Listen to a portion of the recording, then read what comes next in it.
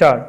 In some cases, making the statement that the agony is impossible to imagine is the exact opposite of rhetoric. Full stop.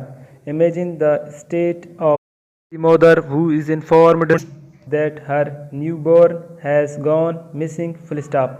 Yet this occurred some days ago at Rawalpindi's Holy Family Hospital, which has seen similar incidents in the past when the aunt of a newborn found that the infant had vanished and the crib was instead holding a blanket covered doll. Full stop.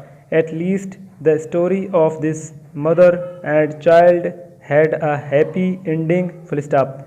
As a result of hectic efforts made by the police and hospital staff, ASP Banish Fatma and Dr. Shazia Zeb being named in particular, the newborn was recovered on Thursday. Full stop.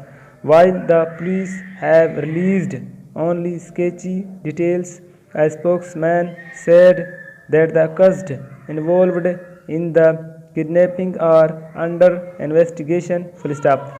It is to be earnestly hoped that this is a sincere and thorough effort and that the perpetrators of a crime for which there should be no leniency are rapidly brought to justice. Full stop. New para. That the police have released few details is fitting when we consider the significance of such a crime to a deeply moral society such as ours. Full stop. But morality or religiosity aside, it must be accepted that the dark crime of the trade of infants is real. Full stop. From time to time, tragic tales of such kidnappings emerge in public, now in Peshawar, now in Ladkana. Full stop. The fact is that there are people who would go to literally any lengths to have a child, and there are others who are willing to facilitate them. Full stop.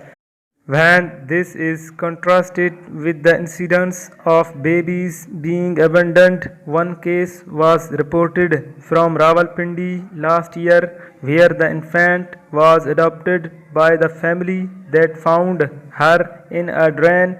The situation becomes unspeakable. Full stop.